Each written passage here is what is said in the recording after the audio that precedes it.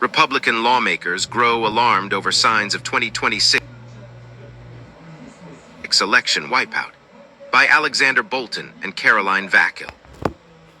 GOP lawmakers are growing increasingly concerned over signs that the 2026 midterm elections could be a wipeout for Republicans that could cost them control of the House and shave down their Senate majority by 2 or 3 seats. Republican senators say the off-year elections in New Jersey, Virginia, and other parts of the country on November 4th served as a wake-up call and warned that President Trump and Republican leaders in Congress need to address voters' concerns about the slowing economy and persistently high prices.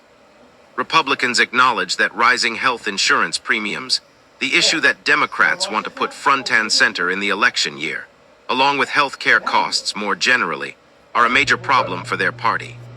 There is growing anxiety in the Senate and House GOP conferences that Trump's sinking approval rating will create a headwind in swing states and districts. But GOP lawmakers say they still have time to improve their party's image before next November. They argue that Democrats' failure to come up with effective solutions to rein in health care costs and the rising power of far-left Democratic candidates gives them a chance to cling onto power in Washington.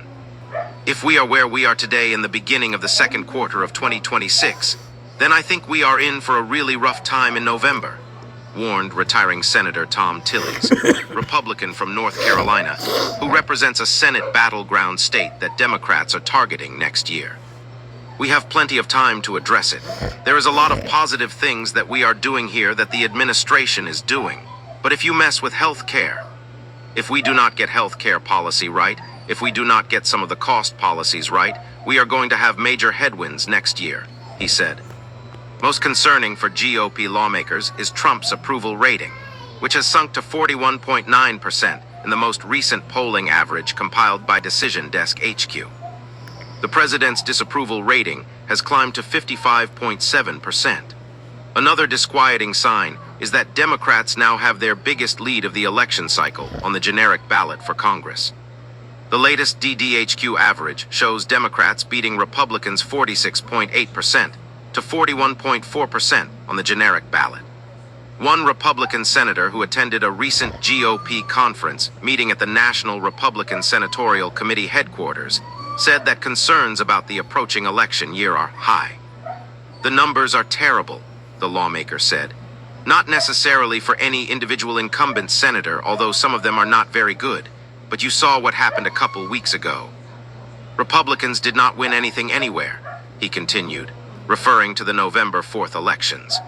In Virginia, for example, former Representative Abigail Spanberger, a Democrat, won the gubernatorial race by 15 points, and Democrats picked up more than a dozen seats in the House of Delegates, including those that were not seen as pickup opportunities. There are a lot of warning signs blinking, the lawmaker added. We are increasingly on defense on the Senate side. I think there is a lot of concern. Republicans have a favorable battleground map and a cushion of a 3-seat majority on the Senate side. But some GOP lawmakers are already predicting their party will lose control of the House. This was not an unexpected development, a senior Republican senator said of the tough polling numbers for Republicans, noting that the party in power, especially when in control of the White House and Congress, historically does poorly in midterm elections. Look at the 2018 midterm, we lost 41 seats in the House. The Speaker can only lose 3 this time, the senator said, referring to Speaker Mike Johnson, Republican from Louisiana, 219 to 213 seat majority. I would expect to lose the House. I am just trying to be objective, the senator added. The redistricting math is becoming more complicated for Republicans, who expected to enjoy some gains from new maps the party passed across the country. Republicans on paper were expected to gain at least 9 pickup opportunities in the House, 5 in Texas, 1 in North Carolina, 1 in Missouri, and 2 in Ohio. A federal judge panel last week struck down the GOP-favored map in the Lone Star State, but Texas quickly appealed to the Supreme Court. Justice Samuel Alito granted a stay on the federal judge panel's ruling, leaving the new Republican-leaning House map in place, at least temporarily, as the High Court weighs the broader case around the Texas House maps. The ping-pong of events underscores how volatile the redistricting battle has become in recent weeks. Democrats are projected to gain up to 6 new blue-leaning seats, 5 in California and 1 in Utah. The conventional wisdom was Democrats were screwed, and we were going to be in a hole of anywhere from 10 to 17 seats because of redistricting. That was back in the middle of July. Looking where we are now, that is absolutely not the case, a Democratic strategist said. Strategists in both parties caution it is too early to know with certainty what the net results of redistricting will be next year, given that efforts to redraw congressional lines are ongoing, and the courts will have a major say on the final maps. A big uncertainty for the House's future control is whether Democrats are able to dramatically expand the field of competitive races. Republican strategists argue the battleground map will be fairly small compared to past midterm election cycles, while House Democrats believe that there will be as many as 60 competitive races. Former Vice President Kamala Harris won in only 3 House districts now held by Republican incumbents: Nebraska's 2nd Congressional District, Pennsylvania's 1st District, and New York's 17th District. Representative Don Bacon, Republican, is retiring in Nebraska's 2nd District, creating a promising opportunity for Democrats. Democrats, meanwhile, need to defend 13 Democratic-held districts that Trump won in last year's election. The map is very, very tiny, and fundamentally, we have the advantage by looking at the battlefield, a Republican strategist said. We firmly believe we are on offensive. Back in the 2018 cycle, there were 25 Republicans in Hillary Clinton-won districts and 12 Democrats in Trump-won districts. The fundamentals of the map is completely flipped. Republican strategists say Democratic efforts to retake the House will be complicated by the rise of left-leaning candidates in key districts, such as California's 22nd District and Colorado's 8th District, where progressive insurgents are threatening to topple more mainstream candidates favored by the Democratic Party establishment. Republicans are counting Maine's 2nd Congressional District as an automatic pickup because of the retirement of Democratic centrist Representative Jared Golden. The Republican strategist said the recent slump in Trump's approval rating and the increase of the Democrats' lead in generic ballot polls is a reaction to the 43-day government shutdown that will dissipate over the next several months. The good news for Democrats is that the rise of far-left candidates is matched by the rising enthusiasm of the party's base voters. There is enormous new energy. I saw it in my town halls where I have had 5 times as many people come this year as last year. And last year was an election year, said Senator Jeff Merkley, Democrat from Oregon, who is up for re-election next year. On the Senate side, Republicans privately acknowledge Democrats have a good shot of picking up 3 GOP-held Senate seats, given how the midterm election environment is shaping up.